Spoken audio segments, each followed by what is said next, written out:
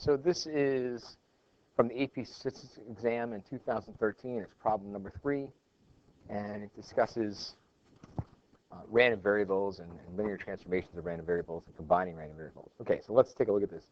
It says each full carton of grade A eggs consists of 1 randomly selected empty cardboard container and 12 randomly selected eggs.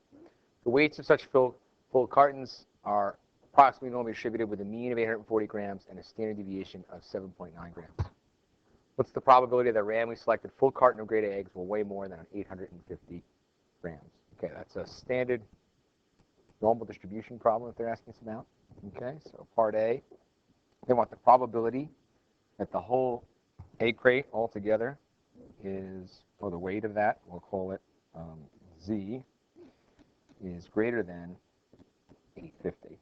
Now, we can write that as a Z-score. We can say that's the probability that Z is greater than 850 minus 840 over the standard deviation, which is 7.9. Which is the same thing as the probability that Z is greater than approximately 1.27. Okay, so now if we were to shade in the area that we desire, here's what we would see. Here's our normal distribution with 850 in the middle. I'm sorry, not 850, 840 in the middle. And then we're interested in being over here 850 and higher. Okay, so that's the area we want. But if you go in your normal distribution table and you look up the area that goes with 1.27, you will not get the area in that tail. You will get the area to the left of that tail. That's how the tables usually are written. So looking in the table, you will find that that area is 0.8980. So the desired area, the area that we really want, probability we really want, is 1 minus 0.8980, or 0.1020. That's the answer to part A of this question. All right. Let's go read part B and try and answer that. Okay. The weights of the empty cardboard containers have a mean of 20 grams and a standard deviation of 1.7. It is reasonable to assume independence between the weights of empty cardboard containers and the weights of the eggs. It is also reasonable to assume independence among the weights of the 12 eggs that are randomly selected for the full carton. Keep this in mind when they tell us that things are going to be independent. It usually means we're going to have to add variances at some point, especially dealing with random variables, and that's why they're giving us this information about independence. All right, so let's go to a new page. Okay, so we're going to let W be the weight of the whole carton, and they're ultimately asking for let X be the random variable weight of the unintersect egg. What's the mean of X? All right, so we'll start by letting W equal the weight of the whole container of 12 eggs. So we'll call, and this is what happens if you look at the scoring lines for AP guidelines, well, P will be the weight of the empty, the packaging or the empty container. And then to that, we've got to add the weight of all 12 eggs up to X12. Together, the sum of these 13 random variables give us a new random variable W, which we know the distribution of. So we can write the following.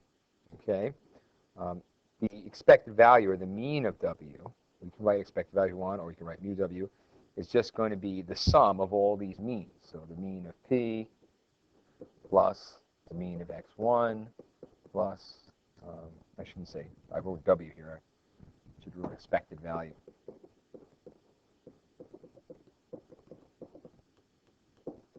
And so on. So we can just add all of these expected values together to get the total expected value of the total package. Okay. But we actually know 2 of these things. We're told that the empty cardboard containers have a mean of 20 grams. So we know that that's 20. And then we're also told in part A that the expected weight of the whole package altogether is 840.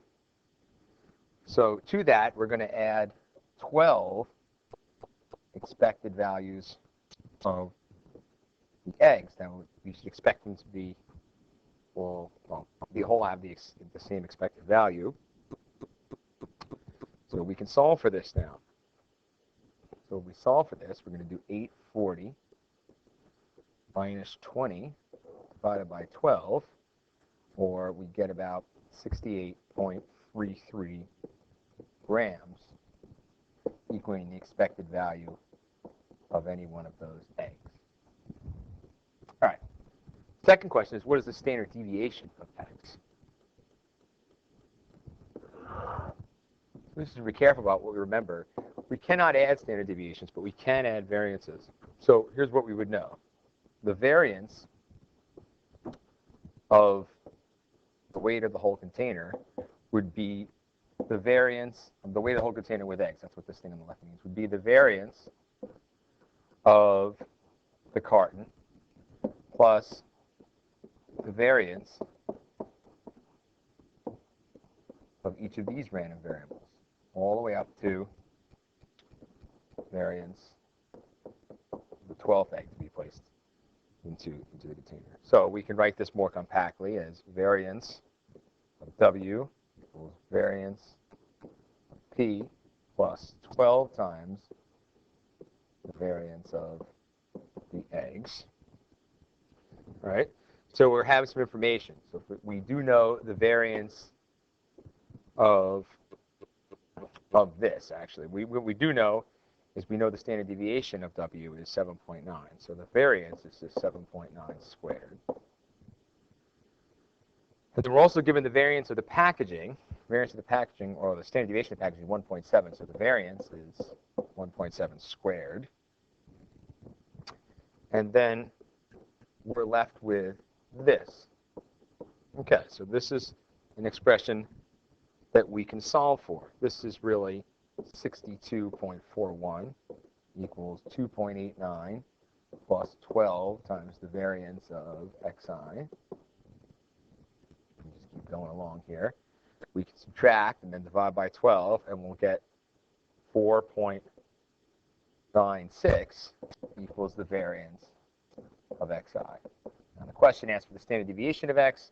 So we finish by taking the square root of both sides of the expression, and we get that the standard deviation of xi is about 2.23 grams. And that's it. Thanks for watching.